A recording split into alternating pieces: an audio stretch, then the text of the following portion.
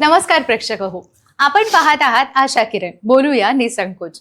सर्वप्रथम या कार्यक्रमाला तुम्ही कमेंटच्या माध्यमातून तुमच्या प्रश्नांच्या स्वरूपातून जो उत्तम प्रतिसाद देत आहात, आम्हाला ते सकारात्मक फीडबॅक पाठवत आहात, त्यासाठी मनापासून धन्यवाद. तुमचा हा जो विश्वास आहे, तुमचा हा जो सहभाग आहे, तुम्हाला अधिक महत्त्वाचे विषय तुमच्यापर्यंत पोहोचवण्यासाठी आणखी प्रेरणा देतो. आजचा विषय अत्यंत महत्त्वाचा आहे, लैंगिक संसर्गजन्य आजार आणि त्यापासूनचा जो बचाव आहे.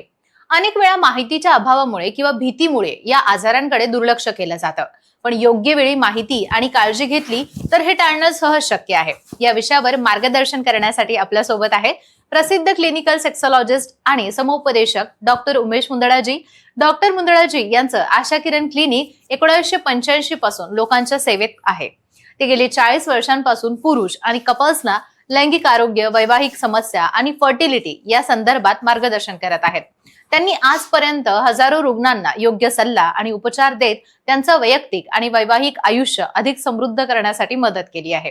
महाराष्ट्रात मुंबई, पुणे, नाशिक, कोल्हापूर, नगर अशा अनेक शहरांमध्ये त्यांच्या शाखा असून छत्रपती संभाजीनगर या ठिकाणी मुख्य शाखा आहे, जिथे ते सोमवार ते शुक्रवार असतात आणि शनिवारी रविवारी पुणे आणि मुंबई या ठिकाणी रुग्णांना भेटतात. चला तर मग जाणून घेऊया आजच्या या विषयाबद्दल थोडंसं सविस्तर. सर, आपला हा नित्य नियमाचा कार्यक्रम म्हणजेच आशा किरण बोलूया निसंकोच या कार्यक्रमात तुमचं परत एकदा मनापासून स्वागत आहे. आणि आजचा जो आपला विषय आहे तो संसर्गजन्य आजार. सो सगळ्यात अगोदर मला सांगा की हे संसर्गजन्य आजार म्हणजे नेमकी कन्सेप्ट काय असते, याची मुळात डेफिनेशन काय? नाही, संसर्गजन्य आजार म्हणजे हे फक्त म्हणजे लैंगिकतेतून कोणते आजार होऊ शकतात त्याच्याविषयी आज आपण बोलूया. अच्छा. कारण की संसर्गजन्य म्हणजे सर्दी, खोकला, ताप हे पण संसर्गजन्य आजार आहे. अच्छा. त्याच्याबद्दल आज आपण काही बोलणार नाही. जे म्हणजे लैंगिक संसर्ग आजार असतात तर त्याच्याबद्दल आज आपण बोलूया. याच्यामध्ये मेनली म्हणजे गनोरिया असतं किंवा सिफिलिस असतं किंवा HIV असतं. हे कॉमनली म्हणजे माझ्या क्लिनिकमध्ये येणारे पेशंट असतात, त्याविषयी आज आपण चर्चा करूया. नक्कीच. सर, संसर्गजन्य आजारांबद्दल जेव्हा आपण बोलतो तेव्हा STD नावाचा एक आजार पुढे येतो. तर STD म्हणजे नेमकं काय, ते का होतं आणि त्यावर उपचार कशा पद्धतीने आपण करू शकतो? STD म्हणजे सेक्शुअल ट्रान्समिटेड डिसीजेस. अच्छा. म्हणजे जे सेक्शुअल ट्रान्समिटेड डिसीजेस हे आजार आजच्या स्थितीमध्ये खूप कॉमन झालेले आहेत. कारण की आजच्या स्थितीमध्ये एक्स्ट्रा मॅरिटल रिलेशन म्हणा किंवा स्पा संस्कृती म्हणा किंवा प्रॉस्टिट्यूशन म्हणा हे खूप जास्त समाजामध्ये वाढताना मला तरी दिसून येतं. तर त्याच्यामुळं काय आहे की आज माझ्या क्लिनिकला जे पूर्वी मध्यंतरी म्हणजे जेव्हा मी सुरुवात केली प्रॅक्टिसला तेव्हा STDचे पेशंट खूप कमी असायचे, पण आजच्या स्थितीमध्ये STDचे पेशंट खूप जास्त वाढलेले आहेत. तर याच्यामध्ये जनरली गनोरियाचे पेशंट येतात जेव्हा की लघवीला त्यांना आग होते, किंवा सिफिलिसचे अल्सर असतात, किंवा एक हर्पीस झोस्टर म्हणून इन्फेक्शन असतं, ते व्हायरल इन्फेक्शन असतं, हर्पीसचे इन्फेक्शन असतात, आणि लास्टली HIV जे सगळ्या लोकांना माहीतच आहे, याच्यावर पण आजच्या स्थितीमध्ये डे बाय डे कॉमन होत चाललेलं आहे. अच्छा. मग या STDला व्यवस्थित करण्यासाठी किंवा याच्या उपचार पद्धती काय आहेत? आता बघा, जे काही आजार असतील ते आम्ही म्हणजे जेव्हा पेशंट आमच्याकडे येतात तेव्हा आम्ही प्रॉपर त्याचं डायग्नोसिस करतो. अच्छा. जर गनोरिया वगैरे असेल तर त्याला आम्ही अँटीबायोटिक वगैरे देऊन त्याला चांगलं एक 5 ते 7 दिवसामध्ये ठीक करू शकतो. सिफिलिस वगैरे असेल तर त्याला आम्ही इंजेक्शन पेनिसिलिन वगैरे द्यायचा प्रयत्न करतो की जेणेकरून सिफिलिस पण म्हणजे चांगला बरा होऊ शकतो. त्याच्यानंतर HIVची टेस्टिंग आम्ही करतो. पहिले आम्ही विंडो पिरियडमध्ये करतो, नंतर 3 महिन्यानंतर अजून म्हणजे वेस्टर्न ब्लॉट आणि HIV टेस्टिंग करतो. जर वेस्टर्न ब्लॉट जर पॉझिटिव्ह आली तर आम्ही जनरली 90% जे माझे पेशंट असतात ते आता आजच्या स्थितीमध्ये मी जे की जिल्हाधिकारीच्या म्हणजे जिल्हा शल्य चिकित्सालय म्हणजे जे असतात, जे म्हणजे आपल्या इथं घाटी आहे, त्या घाटी हॉस्पिटल आम्ही त्यांना पाठवतो. कारण की तिथं त्यांना पूर्ण ट्रीटमेंट फ्री भेटतं. आणि जर मी बाहेर जर प्रिस्क्राईब करायला गेलो तर त्या औषधाची किंमत कमीत कमी त्याला महिन्याची 10,000 लागते. अच्छा.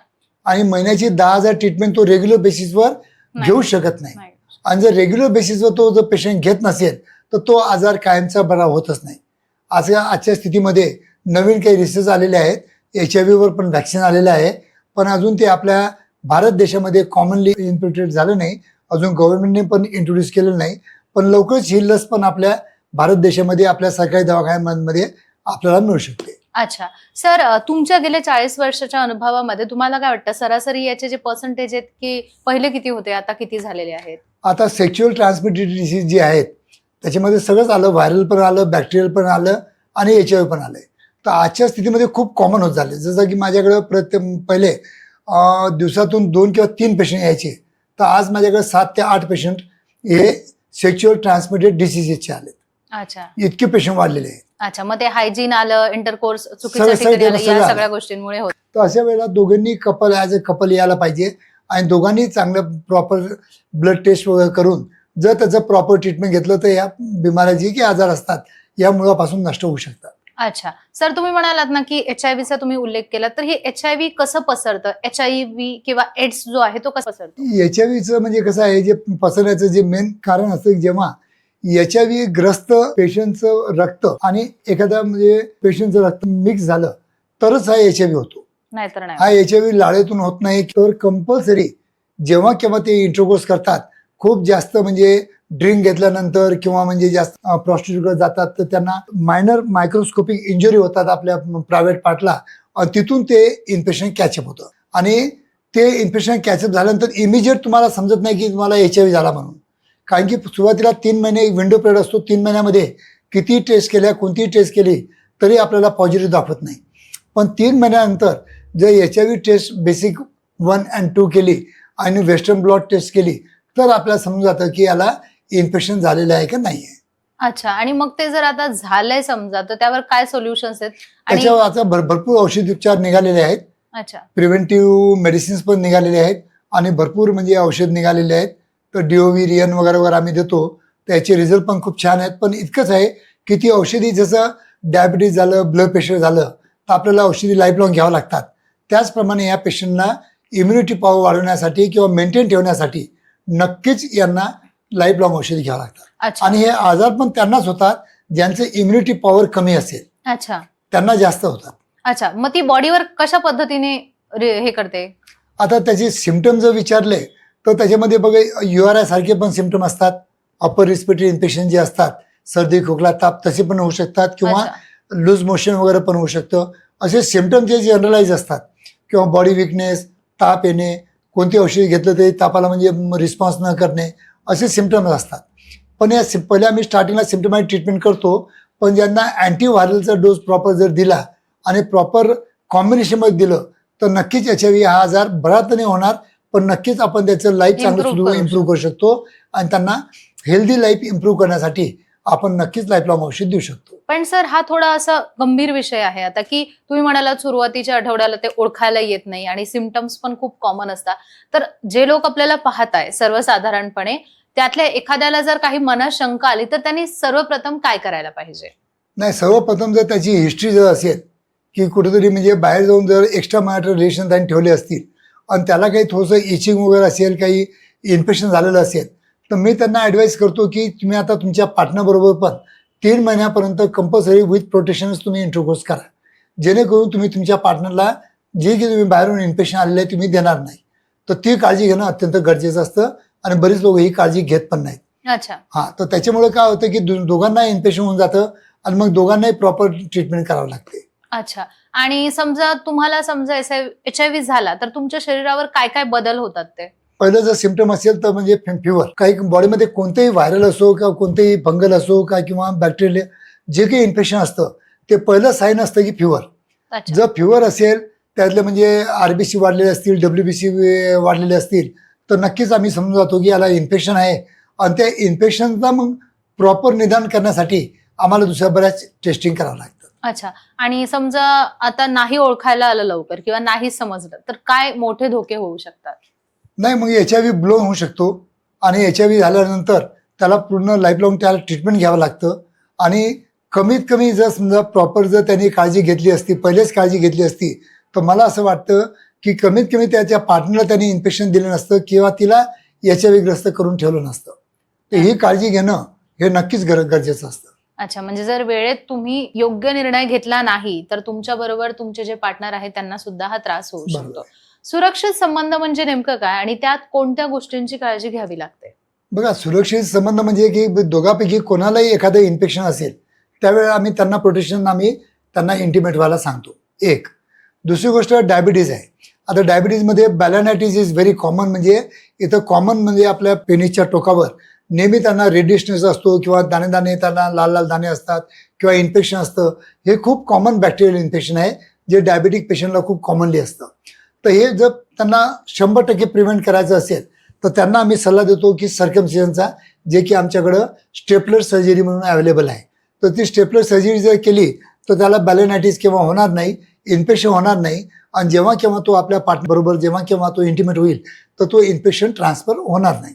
याची काळजी प्रत्येक डायबेटिक पेशंटने घेणं हे खूप अत्यंत गरजेचं असतं, कारण की डायबेटिकमध्ये इन्फेक्शन होण्याचे चान्सेस खूप पटीने वाढून जातात आणि त्यांची इम्युनिटी पॉवर पण खूप कमी असते, अच्छा म्हणून ते इन्फेक्शन लवकर कॅचअप करतात.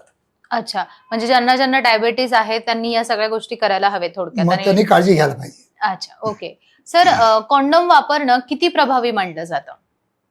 आता बघा, रेग्युलर बेसिसवर रेग्युलर पार्टनर बरोबर तर आम्ही तुम्हाला ऍडवाइस करत नाही की तुम्ही कंडम वापरा, पण जर प्रेग्नन्सी अवॉइड करायची असेल तर आपण कंडमचा सल्ला देतो.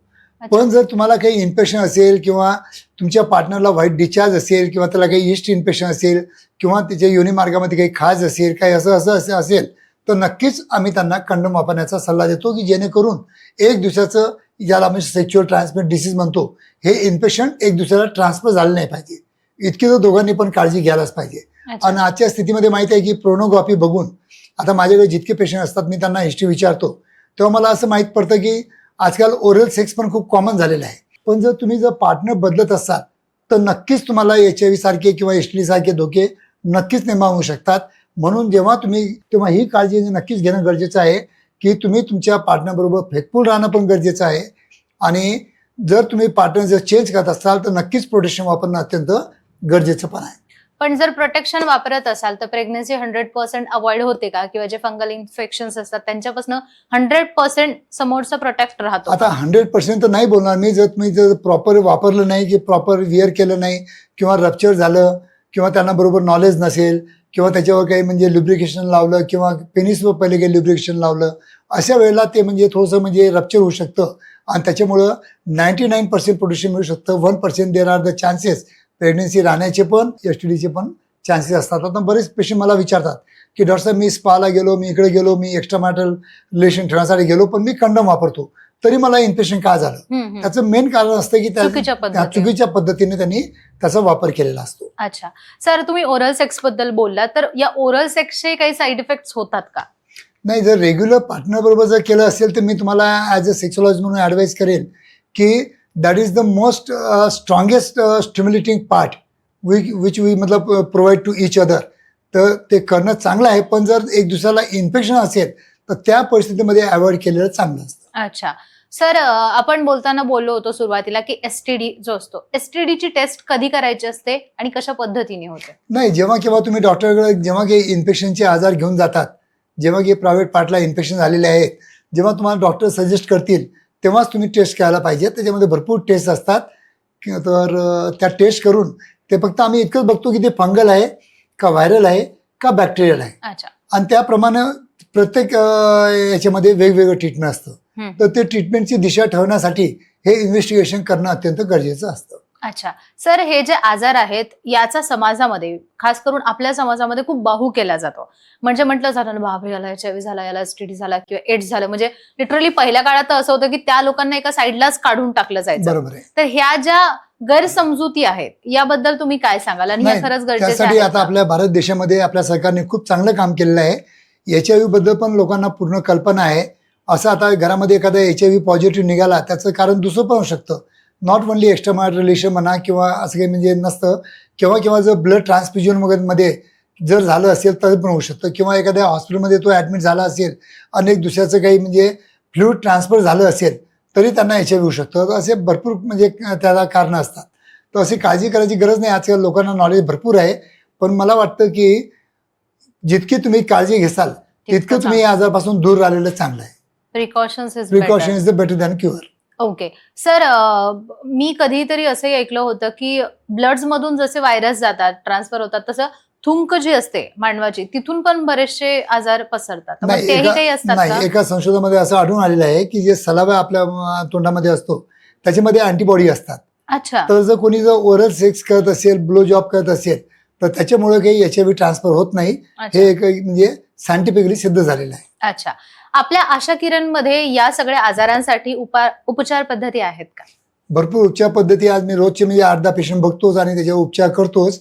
माझ्या आशा किरण क्लिनिक येते. प्रत्येक ब्रँचमध्ये जे काही तुमचे लैंगिक आजार असतात त्याच्यावर तर ट्रीटमेंट होतंच, लैंगिक समस्यावर ट्रीटमेंट होतात. पण लोकांना लैंगिक समस्या आणि लैंगिक आजार याच्यामध्ये पण फरक माहीत नसतो. लैंगिक आजारासाठी कोणाकडे जायचं, लैंगिक समस्यासाठी कोणाला जायचं, किंवा त्याला हायड्रोसिल, हर्निया काही जर आजार असतील तर ते युरोलॉजिस्टमध्ये मोडतात असं माहीत नसतं. म्हणून नेमकं कोणत्या डॉक्टरांकडे त्यांनी जायला पाहिजे हे पण आपल्या समाजामध्ये लोकांना कल्पना नसते. तर जे काही लैंगिक आजार असतात, जे लैंगिक आजार जास्त करून चांगल्या ट्रीटमेंट तुम्हाला स्किन आणि व्हीडीचे डॉक्टर असतात. व्हेनरल डिसीज हे त्याच्यामध्ये मोडतं. ते व्हेनरल डिसीजवाले चांगले त्याला ट्रीटमेंट देऊ शकतात. एक जर तुम्हाला हायड्रोसिल असेल किंवा हर्निया असेल किंवा व्हेरिकोसिल असेल किंवा तुमच्या म्हणजे टेस्टमध्ये काही सिस्ट असतील, गाठी असतील, हे चांगले युरोलॉजिस्ट करू शकतात. आणि जर लैंगिक समस्या असतील तर लैंगिक समस्यासाठी तुम्हाला आमच्यासारख्या सेक्सॉलॉजिस्टचीच मदत घेणं गरजेचं असतं. कारण की आम्हाला तितकं काउन्सिलिंग करण्याचा एक म्हणजे चांगला म्हणजे अनुभव असतो आणि त्याच्यावर कोणती औषधी काम करतात, कोणती नाही करत, कोणत्या डोजमध्ये द्यायला पाहिजे, काय द्यायला पाहिजे हे आमच्यासारखं नॉलेज त्यांना नसतं. आणि त्यांचे जे आजार असतात तितकं नॉलेज म्हणजे आता मला जर समजा व्हेरिकोसिलचा पेशंट आला तर मी ते युरोलॉजिस्टकडे पाठवतो. जर कोणता एखादा मुतखळाचा पेशंट आला तर युरोलॉजिस्टकडे पाठवतो. पण आता काय झालेलं आहे की आपण जेव्हा केव्हा डॉक्टरांकडे जातो तेव्हा आपण गुगलिंग सर्च करतो, गुगलवर सर्च करतो आणि बघतो की सेक्सॉलॉजिस्ट इन अवर सिटी. तर त्याच्यामध्ये बरेच युरोलॉजिस्ट पण सेक्सॉलॉजिस्ट लिहितात, बरेच सायकॅट्रिस्ट पण सेक्सॉलॉजिस्ट लिहितात, बरेच स्किनवाले पण सेक्सॉलॉजिस्ट लिहितात. पण नेमकं त्यांच्याकडे केव्हा जावं, सेक्सॉलॉजिस्टकडे केव्हा जावं, स्किनवाल्याकडे केव्हा जावं, ही जर तुमची आयडिया जर क्लिअर झाली या माध्यमातून तर मला वाटतं तुमचे बरेच प्रॉब्लेम सॉल्व्ह होऊ शकतात. सर, आता मलाही जाणून घ्यायला आवडेल की कुठल्या डॉक्टरांकडे आपण केव्हा जायला पाहिजे? नाही, जेव्हा केव्हा सेक्शुअल प्रॉब्लेम असतील तेव्हा तुम्ही सेक्सॉलॉजिस्टकडे जा. जर तुम्हाला मुतखड्याचे किंवा अजून काही इथं म्हणजे हायड्रोसिल असतील किंवा हर्निया असेल त्यासाठी तुम्ही युरोलॉजिस्टकडे जा. आणि तुम्हाला काही इन्फेक्शनचे प्रॉब्लेम काही असतील त्यासाठी तुम्ही स्किनच्या डॉक्टरकडे जा. पण लोक काय करतात की आता युरोलॉजिस्टकडे चालले जातात, त्यांना तितका वेळ नसतो. आता एमडी कडे सगळे लोक भरपूर पळतात की ओके त्याला तर त्यांना तितका वेळ पण नसतो. कारण की तुम्हाला मी सांगितलं की लैंगिक समस्या जर तुम्हाला सॉल्व्ह करायच्या असतील तर त्याला औषधीपेक्षा तुम्हाला काउन्सिलिंग आणि आधार हे देणं खूप गरजेचं असतं. त्याची जे कन्सेप्शन मिसकन्सेप्शन असतात त्यांना दूर करणं गरजेचं असतं. आणि इतका वेळ त्यांच्या युरोलॉजिस्टकडे म्हणा किंवा स्किनवाल्या डॉक्टरकडे तितका वेळ नसतो. आणि इव्हन सायकॅट्रिस्टकडे पण नसतो. कारण की सायकॅट्रिस्टकडे गेलं की समोर बसल्याबरोबर तो त्याला एकदम सायकिक पेशंट समजतो, याला काही झालेलं नाही आहे, या सगळं नॉर्मल आहे, याला मानसिक आजार आहे, आणि डायरेक्ट 4-5 गोळ्या मानसिक आजारच्या गोळ्या चालू करून टाकतो. तर मानसिक आजारच्या गोळ्या चालू केल्यामुळे काय होतं की कोणतीही मानसिक आजाराची तुम्ही गोळी घेत असाल तर नक्कीच त्याचा साईड इफेक्ट इरेक्टाईल डिस्फंक्शन आणि लॉस ऑफ डिझायर म्हणजे लिबिडो कमी असणे किंवा इच्छा शक्ती कमी होणे हा असतोच. तर मानसिक गोळ्या औषध घेताना हा पण तुम्हाला विचार करणं, देताना पण हा विचार करावा लागतो की आजारापेक्षा ज्या मेडिसिन आहेत या साईड इफेक्ट जास्त देऊ शकतात. अगदीच, म्हणजे निरोगी होण्याऐवजी आपण रोगी होऊन जातो चुकीच्या टॅबलेट्स घेतल्यामुळे. तर ते पण एक लक्षात ठेवणं गरजेचं असतं. जसं की मागच्या वेळेस मी तुला सांगितलं होतं की माझ्याकडं दिवसातून 2 ते 3 पेशंट असे येतात की ते हेअर लॉससाठी ट्रीटमेंट घेत असतात. आता हेअर लॉस ट्रीटमेंट घेताना ते फिनेस्टाईड टॅबलेट घेतात. फिनेस्टाईड टॅबलेटचा साईड इफेक्ट इतका भयंकर आहे, तो म्हणजे लॉस ऑफ डिझायर पण करतो आणि इरेक्टाईल डिस्फंक्शन होतं. आणि त्याच्यामुळं काय होतं की त्यांना आलेलं म्हणजे इरेक्शन परत निघून जातं. आणि हे फिनेस्टाईड टॅबलेट कॉमनली जे काही लोक आज हेअरची ट्रीटमेंट घेत आहेत ते घेत आहेत, जे काही आज हेअर ट्रान्सप्लांट करून घेत आहेत ते पण घेत आहेत, काही इव्हन लेडीज पण घेत आहेत. तर याच्यामुळे काय होतं की याचे साईड इफेक्ट हे इरेक्टाईल डिस्फंक्शन आणि प्रीमॅच्युअर इजॅक्युलेशन हे असतात आणि हे लोकांना माहीत नसतं. अच्छा, सो तुम्ही सुद्धा ही गोष्ट एकदा नोट करून ठेवायला पाहिजे की जर तुम्हाला सुद्धा हेअर लॉस होत असेल किंवा स्किनचे काही इश्यूज असतील आणि तुम्हाला सुद्धा डॉक्टरनी हे रेकमेंड केलंय तर नक्की एकदा क्रॉस चेक करा, कारण याचा खूप गंभीर परिणाम तुमच्या लैंगिक आरोग्यावर होऊ शकतो आणि त्यामधून मग दुसरे रोग तुम्हाला होऊ शकतात. त्यामुळे कुठल्याही टॅबलेट्स घेण्याआधी एकदा क्रॉस चेक नक्की करा. सर, आता हे साईड इफेक्ट समजा एखाद्या व्यक्तीला झाले तर त्याने सर्वात पहिले काय करायला पाहिजे? की समजा आता त्याला आपला कार्यक्रम पाहिल्यानंतर समजले की अरे अच्छा मी पण ही टॅबलेट घेतोय, तर त्याने लगेच तुमच्याशी संपर्क केल्यानंतर त्याचं निदान होईल का? त्याने इमिजिएट त्यांच्या डॉक्टरांना कल्पना द्यायला पाहिजे की मी तुमची ही गोळी घेतो आहे आणि त्याच्यामुळे मला हे म्हणजे दोष दिसून येत आहेत. अच्छा, इरेक्टाईल डिस्फंक्शन झाले असेल तर त्यांना सांगायला पाहिजे. तर एक तर डॉक्टर ती गोळी स्टॉप करेल आणि जे की पेनिस्ट्राईडचं लोकल अप्लिकेशन असतं जे स्काल्प लावायचं असतं त्याचंच फक्त ते कंटिन्युएशन करणार अच्छा. आणि औषधी जे टॅबलेट असतात त्या बंद करून टाकणार. आजच्या चर्चेतून आपण एक महत्वाची गोष्ट समजून घेतली, ती म्हणजे लैंगिक संसर्गजन्य आजार टाळणं शक्य आहे जर योग्य माहिती आणि काळजी घेतली तर. भीती किंवा संकोच न ठेवता वेळेवर तपासणी आणि उपचार घेणं अत्यंत आवश्यक आहे. महत्वाचं म्हणजे जागरूकता आणि सुरक्षित सवयी या आपल्या आरोग्याच्या संरक्षणासाठी सर्वाधिक मोठी ताकद आहे. पुन्हा भेटूया पुढील भागात अशाच एका महत्वाच्या विषयासह. तोपर्यंत लक्षात ठेवा, संवादातूनच निर्माण होतो आशेचा किरण, अर्थातच आशा किरण. धन्यवाद. हे आहे NDTV आणि आपण पाहत आहात NDTV मराठी.